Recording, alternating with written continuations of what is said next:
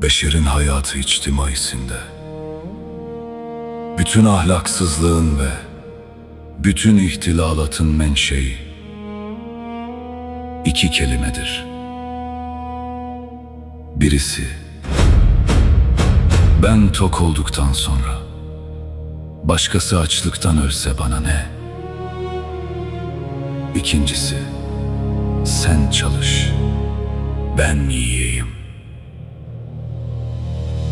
Bu iki kelimeyi de idame eden cereyan-ı riba ve terk-i zekattır. Bu iki müthiş marazı içtimai